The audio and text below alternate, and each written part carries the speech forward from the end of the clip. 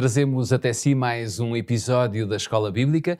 A Escola Bíblica é, digamos que, o seu programa diário, onde você pode abrir a Palavra de Deus e onde você pode descobrir muitas coisas que se calhar você ainda não conhece ou então não estão muito bem firmadas no seu conhecimento geral e, sobretudo, no seu conhecimento espiritual. E por isso mesmo, trazemos a Escola Bíblica diariamente aqui no Hope Channel e também na Rádio RCS, para que você possa compreender e conhecer mais sobre Jesus. O livro que adotamos, digamos, para esta sequência de episódios é um livro pequenino, com 5, 6 capítulos, o livro de Gálatas, e é com ele que nós temos vindo aqui a trazer um diálogo diário com o pastor Pedro Esteves. Ele está connosco hoje, e Pedro, mais uma vez, obrigado por estares connosco e por nos deliciarmos juntos com a Palavra de Deus. Nós começamos sempre pelo sumário. Qual é o sumário de hoje? Hoje vamos olhar para a batalha, a tremenda batalha que existe na experiência do ser humano entre as tendências da carne, como lhe chama o apóstolo Paulo, e a obra do Espírito, e essa batalha é, no fundo, uma das marcas que define o que é a experiência cristã. E não vale a pena ninguém estar à espera de alguma maneira, não ter esta luta, porque ela faz parte da experiência cristã. Antes de entrarmos nessa batalha e vermos ponto por ponto aquilo que podemos usufruir, podemos retirar para a nossa vida espiritual, eu proponho que possamos ler mais um versículo que se encontra no capítulo 5 de Gálatas. Como lhe disse no início desta série de 5 episódios, nós vamos ficar muito aqui pelo capítulo 5 de Gálatas, a segunda parte, e por isso mesmo proponho-lhe o versículo 17. Se não tiver a sua Bíblia à mão, então siga a nossa leitura através do nosso quadro que diz: porque a carne cobiça contra o espírito e o espírito contra a carne. E estes opõem-se um ao outro para que não façais o que quereis. Gálatas capítulo 5, versículo 17. Pedro, vemos aqui uma referência, no fundo, a uma luta, a uma batalha entre a carne e entre o espírito. Todas as pessoas têm que travar esta batalha?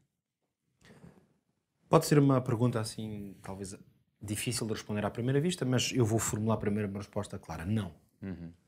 Ao contrário do que possa parecer. Nem todas as pessoas travam esta batalha. Isso é ótimo. Não é ótimo. E não é ótimo porque... Não é? Não é, vou-te explicar. Não é porque a única hipótese de não travar esta batalha são as pessoas que se rendem totalmente à carne. Ou seja, as pessoas... Aquelas que não estão com Cristo. Aquelas que não querem e abandonam completamente este caminho do qual temos falado com Cristo, essas pessoas deixam de ter essa luta. Porquê é que deixam? Porque deixa de haver oposição. O que o Evangelho nos explica, seja esse Evangelho através de Jesus Cristo, o que ele ensinou, ou do ensino dos apóstolos, é que aqueles que andam dia após dia com Cristo, aqueles que vão submetendo a sua vida e a sua vontade à de Cristo, esses vão vencendo muitas batalhas, mas têm um opositor. Esse opositor muitas vezes até se revela mais intenso à medida que uma pessoa vai caminhando com Cristo. O que significa que, mesmo avançando muito em maturidade, mesmo andando no Espírito, e quem sabe, com certeza, com a graça de Deus, vencendo muitas dessas lutas, e algumas podem ser vencidas e ficam para trás, novas lutas se poderão aproximar. Ou seja, esta batalha não é uma batalha visível, provavelmente, não é? Porque é uma batalha ao nível espiritual, mas ela existe, ela é permanente e está bem perto de nós. Ela está muito perto de nós, a maior parte das vezes ela seguramente passa-se dentro de nós. Com aquilo que os apóstolos chamam a concupiscência ou a própria ideia de carne, que é esse conceito de que é algo de baixo, é aquilo do qual nós não nos conseguimos libertar. Por isso é que podemos dizer que a pessoa que se rende totalmente ao caminho e ao poder desta oposição, ou da carne, então essa pessoa deixa de ter a batalha. Porque se há uma coisa que distingue o Espírito de Deus e o Espírito diabólico, satânico, é que Deus não constrange nem obriga ninguém. Deus é um Deus de liberdade, desde o princípio que ele assim é. E por isso, quando uma pessoa se rende completamente à carne, ainda há esperança, porque o Espírito de Deus está presente, porque Deus usa pessoas e circunstâncias e uma pessoa pode ainda dar ouvidos, mas se a pessoa totalmente rejeitar de ouvir a voz do Senhor, ela, no fundo, rende-se. Infelizmente, não se rende para se entregar a Deus, rende-se para se entregar ao inimigo. Por isso, assim declaradamente, à primeira vista, podemos dizer que não. Mas é verdade que talvez no contexto em que nós nos encontramos, e a maior parte, seguramente a maior parte daqueles que nos veem e ouvem, que procuramos conhecer a vontade de Deus, então sem dúvida que todos Estamos dentro desta batalha. incluídos nesta batalha. Talvez por causa disso fosse interessante fazermos hoje aqui uma leitura um bocadinho mais abrangente de um texto do apóstolo Paulo. Continuamos com ele, mas vamos ler em Romanos. Vamos a isso. É uma passagem muito conhecida. Então, vamos colocar aqui no nosso quadro. Cá temos. No capítulo 7, o apóstolo Paulo diz o seguinte: eu sei que em mim, isto é, na minha carne, lá está, a mesma expressão, não habita bem algum. E com efeito, o querer está em mim. Mas não consigo realizar o bem, porque não faço o bem que quero, mas o mal que não quero, esse faço. Então vemos esta primeira descrição de como é que esta luta se manifesta. Como é que Paulo se vê ele próprio, Como é que ele não é? se vê ele próprio? Ele reconhece que tem esta carne, o querer está nele, mas na carne dele não habita bem algum. Ele até quer fazer o bem, mas não consegue. Porque a sua carne não tem bem. Ora, se a pessoa tem carne até ao fim dos dias, e não estamos a falar apenas dos tecidos, é desse peso da carne, então a luta vai sempre existir. Ora, continua ele. Se eu faço o que não quero, já o não faço eu, mas o pecado que habita em mim. É como se eu, estando consciente qual é a vontade de Deus para a minha vida, mas não consigo executá-la, começo a perceber que há um poder, parece um poder exterior a mim próprio. Ou seja, um bocado mecanizado em nós, não é? Precisamente. Aquilo vai chamar, é o pecado que habita em mim que está a operar. Então, diz ele, esta lei em mim. Qual é a lei? Ele percebe que é uma espécie de lei da vida humana, do crente. Quando quero fazer o bem, o mal está comigo. Porque, segundo o homem interior, tenho prazer na lei de Deus. E este ponto é importante. Paulo reconhece que com a obra espiritual, como é evidente, ele aqui já fala no momento em que Deus está a trabalhar na vida dele.